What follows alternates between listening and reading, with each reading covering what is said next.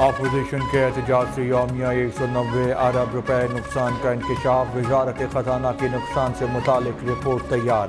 وفاقی وزیر خزانہ محمد اورنگزیب کہتے ہیں جی ڈی پی کو 144 ارب کا روزانہ نقصان ہوتا ہے۔ آئی ٹی اور ٹیلی کام کے شعبے میں نقصان اس کے علاوہ ہے۔ برآمدات میں کمی سے روزانہ 26 ارب، جی ڈی پی کو 144 ارب کا نقصان ہوتا ہے۔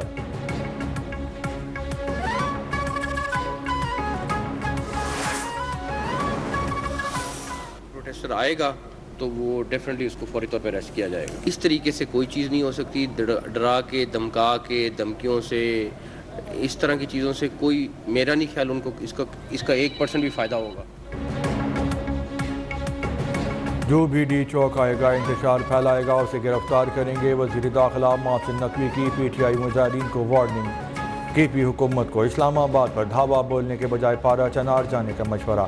کہا گزشتہ رات مختلف ہوٹل سے افغانیوں کو گرفتار کیا گیا۔ دھمکیوں سے ڈرنے والے نہیں ہیں، عوام کا تحفظ ہماری پہلی ترجیح ہے۔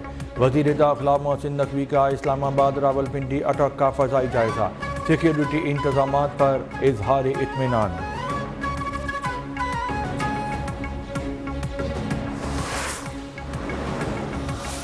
اسلام آباد میں ہم لوگوں نے ایک مربوط سیکورٹی پلان تشکیل دیا ہے اور اس پلان کو تشکیل دینے کا مین مقصد لوگوں کی جان، مال اور عزت کی رکھوالی ہے۔ قانون ہاتھ میں لینے والوں پہ سنگین دفعات کے تحت مقدمات درج ہوں گے۔ آئی جی اسلام آباد علی ناصر رضوی کا اعلان۔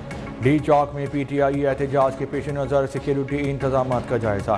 کہا اسلام آباد کی سیکیورٹی پر سمجھوتہ نہیں کریں گے، کسی بھی شر انگیزی سے نمٹنے کے لیے تیار ہیں۔ سیکیورٹی پلان کا مقصد شر انگیزی کو روکنا ہے۔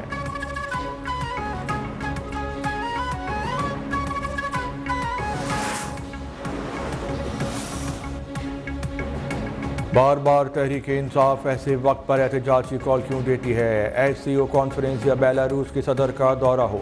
نائب وزیر اعظم اسحاق ڈار کا اظہار تشویش۔ کہا سیاسی احتجاج ملک کی عزت اور وقار کے ساتھ سوچی سمجھی سازش ہے۔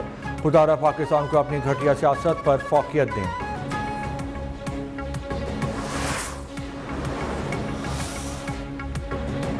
وزیر اعلیٰ خیبر پختونخوا کی قیادت میں پی ٹی آئی قافلہ پشاور سے اسلام آباد کی جانب گامزن۔ علی امین گنڈا پور کہتے ہیں کہ عوام کی طاقت سے بند راستے کھول دیں گے، ہمیں آگے بڑھنا ہے، بانی کی رہائی تک واپس نہیں آنا۔ قافلے میں بانی پی ٹی آئی کے اہلیہ بشرا بی بی بھی شامل۔ راولپنڈی اور اسلام آباد کی شاہراہیں کنٹینر لگا کے بند۔ مظاہرین کی پکڑ دھکڑ کا سلسلہ جاری۔ 350 سے زائد کارکن گرفتار۔ پی ٹی آئی کے چیف ویپ عامر ڈوگر، زین قریشی بھی گرفتار ہونے والوں میں شامل ہیں۔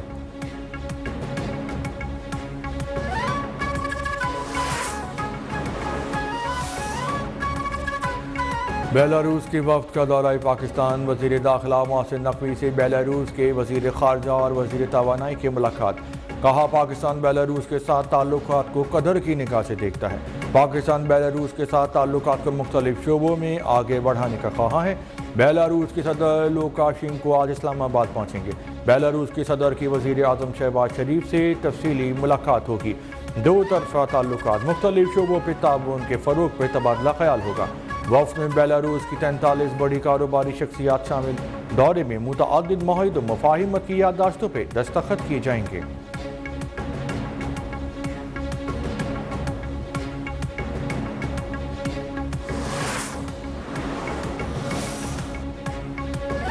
کرم میں دونوں قبائل فائر بندی پر آمادہ ہو گئے۔ مشیر اطلاعات خیبر پختونخوا کی سربراہی میں حکومتی جرگہ کرم سے واپس پشاور پہنچ گیا۔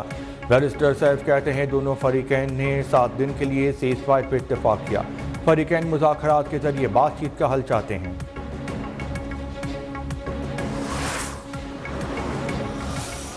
لیڈر کی طرف سے یہی آواز آتی ہے کہ مجھے اریسٹ کر لو، دوسرا کہتا ہے نہیں نہیں بھائی مجھے اریسٹ کر لو، کوئی گاڑی میں بیٹھتے ہوئے اعلان کرتا ہے کہ میں نکل رہا ہوں، خدارا مجھے اریسٹ کر لو، مجھے روک لو، مجھے پکڑ لو۔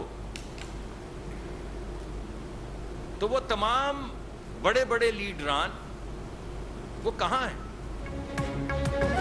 پی ٹی آئی کا شیرازہ بکھر چکا، یہ عوام کو سڑکوں پر لا کر خود بھاگ جاتے ہیں۔ یہ لوگوں کو بیوقوف بنا رہے ہیں. عوام تحریک انصاف کی انتشاری سیاست مسترد کر چکے. وفاقی وزیر پیٹرولیم مصدق ملک کا پی ٹی آئی احتجاج کی کال پر رد عمل. وفاقی وزیر امیر مقام بھی برس پڑے. کہا اسلام آباد احتجاج کے لیے خیبر پختونخوا کے وسائل بے دردی سے استعمال ہو رہے ہیں. 50% سے زائد سرکاری ملازمین کو سادہ کپڑوں میں اسلام آباد چلنے کے لیے کہا گیا.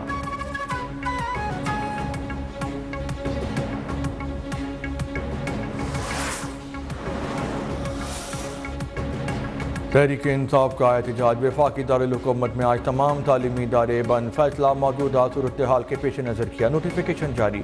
پرائیویٹ اسکول ایسوسی ایشن کا بھی سیکیورٹی صورتحال کے پیش نظر اسکولز بند رکھنے کا اعلان.